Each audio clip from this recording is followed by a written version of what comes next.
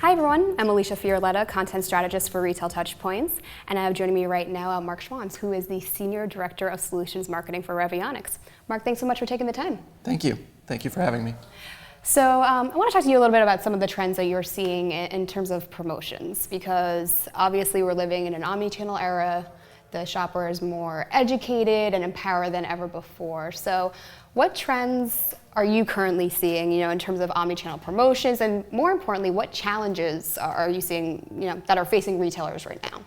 Well, I believe there's been a significant transformational shift in promotions, and a lot of that's been driven by the economy, a lot of that's been driven by also the technology that's out there. Economy from the financial crisis, so everyone went with deep discounts, have to keep their customer in charge and get that loyalty. But that's an unsustainable strategy.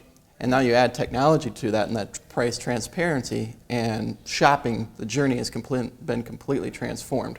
So now retailers know they cannot continue to have that deep discount, but how can they now understand that psychology of the customer to really create a promotion that resonates with their customers, their consumers and shoppers, aligned with the strategy that they want to have, and do that in a profitable manner. So by understanding strategy and data and bringing that together to help you give that recommendations and understanding. I mentioned before of promotions only being in their infancy. If you look at the transformations of promotions in the last 5 years, it's been very significant. Who knows really what's going to happen in the next 5 to 10 years? It's going to be completely different. And it's not just the types of offers and discounts that are out there, but the methods that people will go to communicate that, whether it's Facebook's, whether it's Pinterest, or that next new technology which we don't even know yet.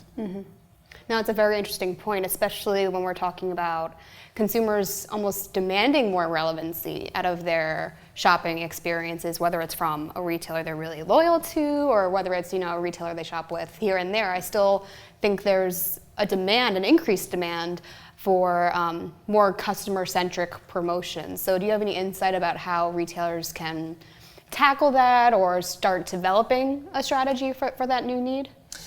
Yeah, a large part of that is, if you look at a lot of the responses and surveys by what consumers say, is they feel they give a lot of information, and they'll be willing to give that information about themselves for more personalized promotions, more personalized information, and actually it's not always personalized promotions, for a better experience really from that retailer.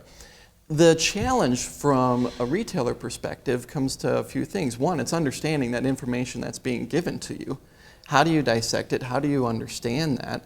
How do you align that with the type of retailer and brand that you want to promote about yourself? And then how do you do that really in a profitable way? And profits are important, because it's in order to obtain those profits, that allows you, with a relationship with that consumer, yes, you're gaining more profits, but that allows you as a retailer then to continue to invest in what that consumer wants out of their side of the relationship. That's what that additional money can help do, whether that's additional promotions or whether that's just in transforming your entire experience from the retailer that you want to offer.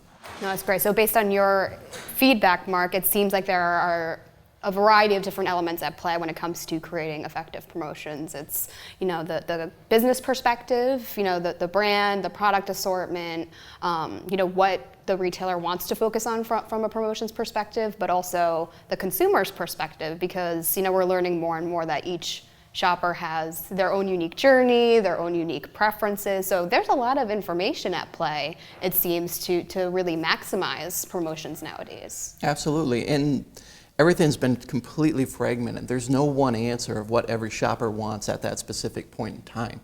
Sometimes it's a very emotional decision where you enjoy this product and you get a very emotional response for it, and you get a discount and it's an emotional response and you really love it. Other times it could be a discount has led you to where you might be shopping for biscuits, and you go in, you're going to shop for a biscuit. Well, rather than you see the generic brand and you see the national brand, well, maybe the national brand was on sale. Maybe that's enough to just shift you over to the national brand for that particular time. You went to get biscuits. So there are many different reasons of why people do it, or what they're looking for with their promotions and what they want to get out of that. So. No, that's great. So this kind of leads us, you're talking about the emotional element of shopping, or the psychology of shopping, which I think is so interesting. And I think these topics really come to light during the holiday season. And obviously we're in October now. People are kind of, face down into their holiday planning and execution strategies. But, to close out our conversation, I'd love to hear if you have any final tips or best practices for retailers as they think about the holiday season and, of course, their strategies for the year ahead. Well, one of the things that we're seeing just in the holidays, if you just even look globally now, is the idea of a holiday is no longer even just kept within a region. Mm-hmm. So Black Friday was a North American holiday. Well, that's now starting to show up in Canada. It's starting to show up in the UK, where the shoppers want this type of cross-pollination feeling. So there's a lot of that type of feeling that goes along with it. But even Black Friday in the US has transformed quite a bit, and it's going to be interesting even to see how much that continues to happen. Some of it is driven by retailers continuing to bring back that time, if we're talking about all the channels and the omnichannel. So the store shopping is getting brought earlier and earlier into Thanksgiving. Mm-hmm. But again, that's there's a question of how effective that's really been, and has it taken away that event, that Black Friday event feeling. But you add on top of that, now you have Cyber Monday. But Cyber Monday is coming earlier and earlier, where people are trying to create their promotions earlier than that. A few things as people are looking at these promotions and strategies is it's going to be changing. So you not only have to understand what the data was telling you this year, what it was telling you last year, but what it could be this next time through. Right. Target is a perfect example for that.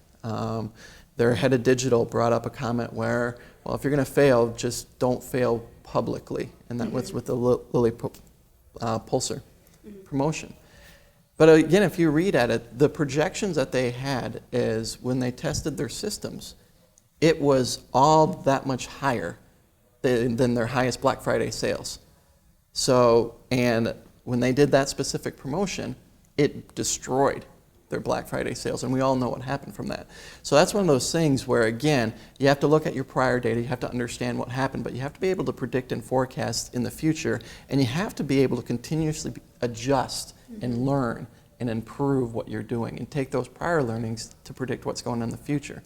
But that's also where you always still will have to have that art and that intuition to know what you're looking at, to understand where's the risk, how confident are you in some of these forecasts, to understand what you should be doing going forward, to put in those risk mitigation strategies where needed. Oh, that's great, Mark. And I think you bring up a lot of great points, in terms of, using data to not only understand the consumer, but also make more intelligent and actionable decisions around pricing and promotions, and especially in this era when I feel like there are new trends emerging every day, and there are always new shifts happening in terms of customer preferences. So thank you again so much for taking the time out to speak with me today. It was a great pleasure. And thanks everyone out there for watching.